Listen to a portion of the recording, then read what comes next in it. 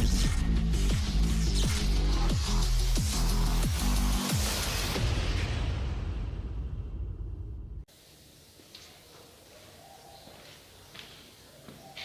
morning, students. Now we are going to learn our next unit number 15. It is a structure of atoms and nuclei. म्हणजे आपण मागच्या वर्षी केमिस्ट्रीमध्ये किंवा काही गोष्टी आपण फिजिक्समध्ये सुद्धा त्याआधी ऐकलेल्या आहे, वाचलेल्या आहे, ज्यामध्ये आपण स्ट्रक्चर ऑफ ॲटम पाहिलेलं आहे किंवा ॲटम्सपासून जसा न्यूक्लियाय तयार होतं ते पाहिलेलं आहे. आपण स्ट्रक्चर ऑफ ॲटम पाहताना जे काही आपण स्ट्रक्चर ऑफ ॲटम पाहत असतो ते लेटेस्ट स्ट्रक्चर ऑफ ॲटम्स आहे. त्याची सुरुवात कशी झाली किंवा सुरुवातीपासून स्ट्रक्चर कोणत्या सायंटिस्टनी सांगितले त्याची थोडीशी थिअरी आणि थोडंसं आपल्याला त्याचा इतिहास जो आहे तो या चॅप्टरमध्ये पाहायला मिळतो आणि पुढेही बरंच काही पाहायला मिळतं आपल्याला. तर वेगवेगळ्या सायंटिस्टनी ज्या गोष्टी सांगितल्या आहेत त्यामध्ये सर्वप्रथम 5th सेंचुरीमध्ये एक ग्रीक फिलॉसॉफर होता लुईसिपस आणि एक डेमोक्रिटस यांनी 5th सेंचुरी BC मध्ये असं सांगितलेलं आहे की जो कोणता एखादा मटेरियल पार्टिकल आपण जर घेतला त्याच्यामध्ये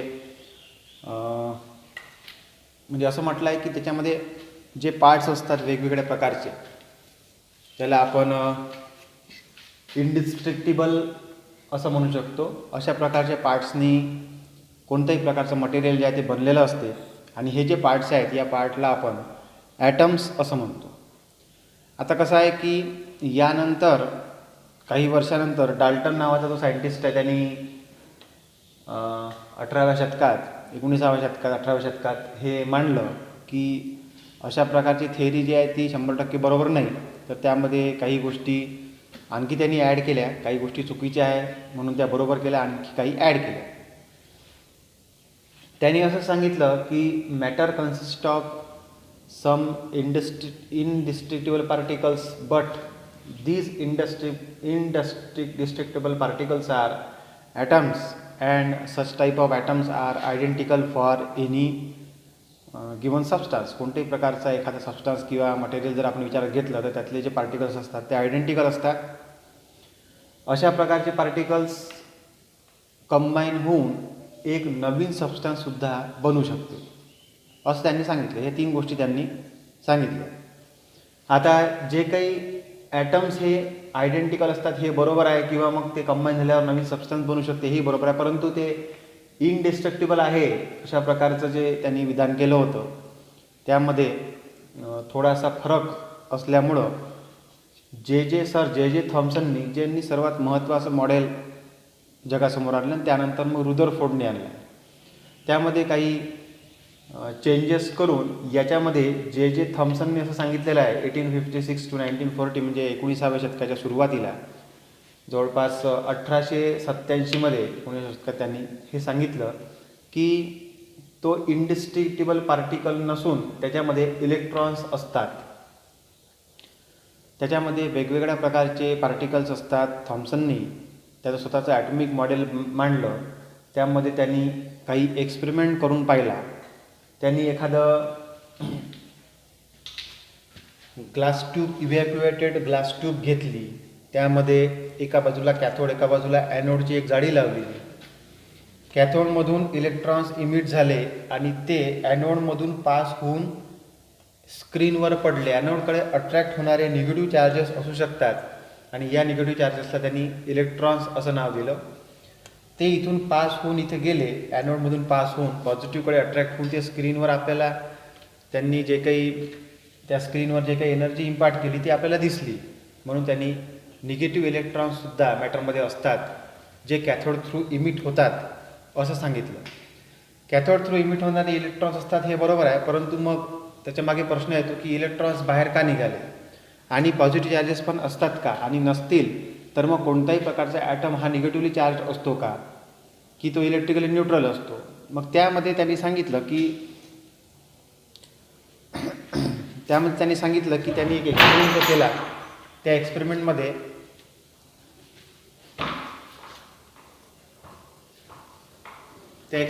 त्यांनी सांगितलं की एक अशा प्रकारचं स्फेरिकल मॉडेल असतो ॲटम जो आहे तो एक पूर्णपणे स्फिअर अशा आकाराचा असतो. तो पॉझिटिव्हली चार्ज असा युनिफॉर्म स्फिअर असतो. म्हणजे या स्फिअरमध्ये सर्व बाजूनी त्याच्यामध्ये फक्त पॉझिटिव्ह चार्जेसच असतात. अशा प्रकारचे पॉझिटिव्ह चार्जेसनी असा ॲटम जो आहे तो बनलेला असतो.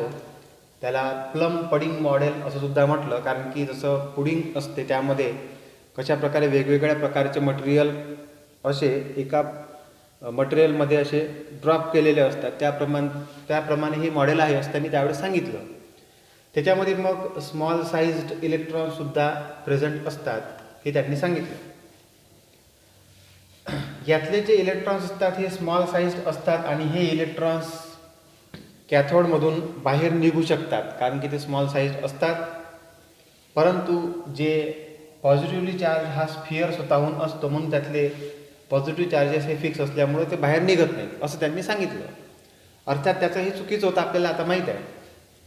मग त्यांनी या प्रकारच्या ॲटमसाठी नवीन नवीन आयन्स किंवा आयोनिक कंपाऊंड्स कशा प्रकारे फॉर्म होऊ शकतात, ते इलेक्ट्रॉन्स बाहेर निघाल्यावर किंवा इलेक्ट्रॉन्स ॲड झाल्यामुळं आयन्स कसे फॉर्म होतात किंवा त्यानुसार मग त्यांचे रिॲक्शन होऊन आयोनिक कंपाऊंड्स कसे फॉर्म होतात ते सांगितलं. ते आपण केमिस्ट्रीमध्ये बरंचसं शिकलेलो आहोत. हे होतं थॉम्सनचं ॲटॉमिक मॉडेल जे आपल्याला पुस्तकामध्ये दिलेलं आहे. त्यांनी असं सांगितलं मग की नंबर ऑफ इलेक्ट्रॉन्स प्रोटॉन सारखे असल्यामुळं आपल्याला ॲटम हा इलेक्ट्रिकली न्यूट्रल मिळतो. लक्षात आलं की नाही? तर यातल्या काही गोष्टी बरोबर होत्या आणि काही गोष्टी बरोबर नव्हत्या असं म्हणू आपण. यानंतर गायगर मार्सडेन नावाचा एक एक्सपेरिमेंट आहे जो आपल्याला या वर्षी डिडक्ट झालेला आहे. तरीसुद्धा थोडंसं त्याबद्दल सांगतो, कारण की त्यानंतर जे रुदरफोर्ड्स मॉडेल आहे ते याच्यातल्या गायगर मार्सडेन एक्सपेरिमेंट्समधल्या काही गोष्टींवर अवलंबून आहे. काही गोष्टी यातल्या त्यामध्ये बरोबर केलेल्या आहेत. तर गायगर मार्सडेन एक्सपेरिमेंटमध्ये समजा आता आपण म्हणू की 20व्या शतकाच्या सुरुवातीची गोष्ट आहे ती जवळपास. त्यामध्ये त्यांनी या मॉडेलला, थॉम्सनच्या मॉडेलला थोडंसं मॉडिफाय करण्याचा प्रयत्न केला. त्यांनी एक गोल्डचं फॉईल घेतलं. त्या गोल्ड फॉईलमध्ये त्यांनी गोल्ड फॉईलमध्ये काही मटेरियल जे आहे ते घेतल्यावर त्यातला स्कॅटर्ड पार्टिकल्स जे आहेत ते म्हणजे त्यातून त्यांनी अल्फा पार्टिकल पास केले आणि ते अल्फा पार्टिकल्स ते त्या गोल्ड फॉईलमधून स्कॅटर झाले. स्कॅटर होऊन ते वेगवेगळ्या ठिकाणी पडले. ते पडताना त्यांनी सेंटरला, एक्झॅक्टली सेंटरला जो पार्टिकल गेला तो कम्प्लिटली रिपेल झाला आणि थोडे साईडला जे पार्टिकल गेले ते काही अंतर अँगल करून समोर पास झाले आणि काही जे आहेत ते परफेक्टली रिपेल झाले. यावरून त्यांनी सांगितलं की सेंटरला एक अशा प्रकारचं मटेरियल फिक्स्ड असणारं एकदम ज्याला आपण हार्ड मटेरियल असं अशाने बनलेला ॲटम जो आहे त्याच्यामध्ये सेंटरचं हार्ड मटेरियल असं सांगितलं. तसंच आजूबाजूला काही प्रमाणात निगेटिव्हली चार्जेस पसरलेले आहेत असं त्यांनी सांगितलं. एवढ्या गोष्टीपर्यंत ते तिथपर्यंत पोहोचला होता. पुढचं जे आहे ते आपण रुदरफोर्ड्स ॲटॉमिक मॉडेलमध्ये पाहू.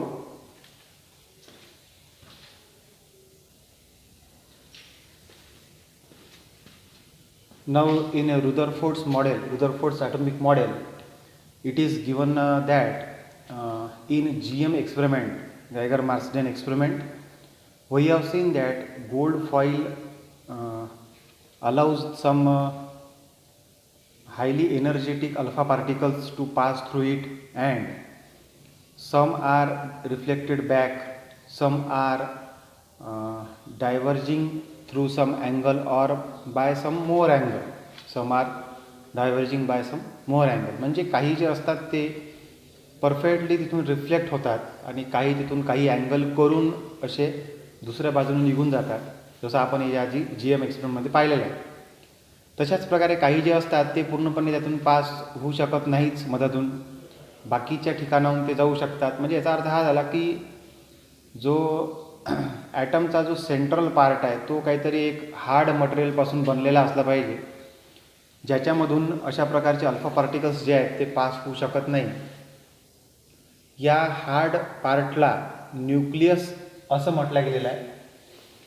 रुदरफोर्डनी जे ॲटॉमिक मॉडेल सांगितलेलं आहे ते थॉम्सनच्या ॲटॉमिक मॉडेलमध्ये ज्या काही गायगर-मार्सडेन एक्सपेरिमेंट्समुळे चेंजेस आले त्याच्यावरून मग रुदरफोर्डनी स्वतःचं ॲटॉमिक मॉडेल बांधलं आणि त्या मानलेल्या ॲटॉमिक मॉडेलप्रमाणे स्मॉल नंबर ऑफ जे काही अल्फा पार्टिकल्स आहेत जे डिफ्लेक्टेड बॅक होऊन राहिले सेंटरमधून, म्हणून मग centre contains positively charge small particle but it is enough hard because they are reflecting the incident alpha particles. म्हणजे ते खूप असे चांगल्या प्रमाणात हार्ड असलं पाहिजे सेंटर. आणि जास्तीत जास्त त्यांनी सांगितलं की जास्तीत जास्त मास जे आहे जे हार्ड असलं पाहिजे त्या ठिकाणी जास्तीत जास्त मास अकोम्युलेट झालेलं असलं पाहिजे ॲटमचं. म्हणून मग ॲटमचं मॅक्सिमम मास जे आहे ते सेंटरला अकोम्युलेट केलेलं आहे असं त्यांनी सांगितलं. उरलेलं मास जे आहे ते पूर्ण ॲटममध्ये पसरलेलं आहे किंवा पूर्ण ॲटममध्ये डिस्ट्रीब्यूट झालेलं आहे इक्वली असं त्यांनी सांगितलं. सेंटरला जे काही जास्तीत जास्त मास आहे त्यावरून त्यांनी हे सांगितलं की सेंटरला काही प्रमाणातच फक्त अल्फा पार्टिकल जे आहेत ते रिफ्लेक्ट झाले, म्हणून सेंटर हा खूप लहान असला पाहिजे. आणि तो सेंटर जो आहे तिने सांगितलं की तो जवळपास टोटल साईज जी आहे ॲटमची त्या ॲटमच्या साईजच्या जवळपास 10⁻⁻15 सेंटीमीटर फक्त. म्हणजे बघा -15 सेंटीमीटर 0 पॉईंट नंतर आपण 0 दिले 15 त्यानंतर 1 जो लिहिलेला आहे त्यानुसार 14 0 देऊन नंतर 1 लिहिला तर किती लहान संख्या झाली ती. तेवढ्या सेंटीमीटर म्हणजे खूपच लहान आकाराचा असा सेंटर असला पाहिजे. त्याला त्यांनी न्यूक्लियस असं नाव दिलं. त्याच्यामध्ये जवळपास 99.9% of the mass total mass of the atom जे आहे ते त्या ठिकाणी कॉन्सन्ट्रेट झालेला आहे असं त्यांनी सांगितलं. हा खूप स्मॉल साईज आहे. त्याला 10 फेम्टोमीटर असं सुद्धा म्हणतात. फेम्टोमीटर हे जे युनिट आहे हे 10⁻⁻15 सेंटीमीटरला दाखवते. तर अशा प्रकारे total size of the atom जे आहे त्याच्या जवळपास 10⁻⁻5 टाईम्स, म्हणजे आपण असं म्हणू की 5 शून्य जर एकावर दिले तर ते 1,00,000 होतात. म्हणून 1,00,000 पट कमी ॲटमच्या साईजच्या 1,00,000 पट कमी अशा प्रकारचा सेंटर जो आहे त्याची साईज असते. आणि त्याच्या जवळपास 99.9% मास जे आहे त्याचं ॲक्युम्युलेट झालेलं असते. ह्या गोष्टी त्यांनी सांगितल्या.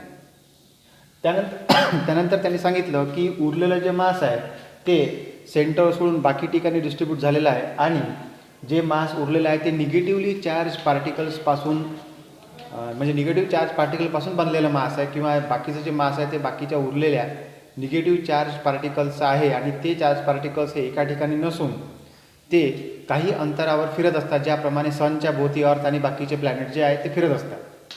अशा प्रकारे त्यांनी सांगितलं मग की इलेक्ट्रॉन्स हे ते पार्टिकल्स असले पाहिजे जे अराउंड द न्यूक्लियस फिरत असतात. काही एखाद्या फिक्स अशा ऑर्बिटमध्ये ते फिरत असतात, काही एखाद्या फिक्स अशा जागेवर ते फिरत असतात. जशा प्रकारे सनच्या भोवती अर्थ आणि बाकीचे ग्रह फिरतात. आणि ते जर तसे फिरत नसते राहिले तर ते रिकम्बाईन झाले असते, सेंटरमधल्या न्यूक्लियसवर येऊन पडले असते, बरोबर आहे की नाही. म्हणून ते फिरत असतात असं त्याने सांगितलं. आणि हे जे इलेक्ट्रॉन्स असतात हे निगेटिव्ह चार्ज असतात, त्यांचं मास खूप कमी राहते. लक्षात आलं की नाही.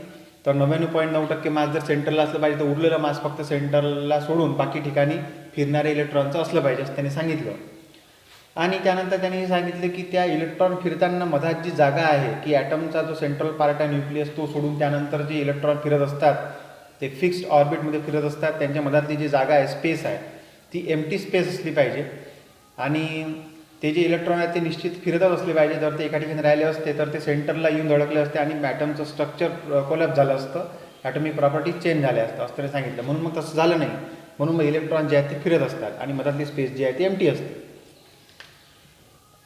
त्यांनी हे सांगितलं की अशा प्रकारचे जे मॉडेल आहे ते मॉडेल आपल्याला जास्तीत जास्त जे मास आहे ते सेंटरला सिच्युएटेड असल्यामुळं ते तिथून हलू शकत नाही हे सांगितलं या मॉडेलनुसार. आणि इलेक्ट्रॉन जे असतात त्यांचा मास खूप कमी असते आणि म्हणून त्याच्यावर कोणत्या प्रकारची एनर्जी जर पडली किंवा ते इमिट होऊ शकतात किंवा ते इलेक्ट्रोमॅग्नेटिक रेडिएशनसुद्धा इमिट करू शकतात हे सांगितलं. अशा प्रकारचे इलेक्ट्रॉन्स फिरत असताना त्यांनी हे सांगितलं की ते कंटिन्युअसली इलेक्ट्रोमॅग्नेटिक रेडिएशन्स इमिट करत असतात. त्यांची एक पर्टिक्युलर फ्रिक्वेन्सी असते आणि ते जर इमिट करत असतील तर स्वतःमधून ते काहीतरी बाहेर टाकत आहेत आणि स्वतःमधून ते बाहेर टाकत आहेत म्हणजे त्यांची स्वतःची एनर्जी लूज होत असली पाहिजे कंटिन्युअसली. आणि ही लूज होणारी एनर्जीमुळे त्यांचं जे ऑर्बिट आहे म्हणजे कसं आहे की इलेक्ट्रॉन जो फिरत असतो तो एका फिक्स ऑर्बिटमध्ये जरी फिरत आहे तरीसुद्धा तो जर इलेक्ट्रोमॅग्नेटिक रेडिएशन कंटिन्युअसली इमिट करत असेल तर त्याची जे फिक्स ऑर्बिट आहे ते फिक्स राहणार नाही.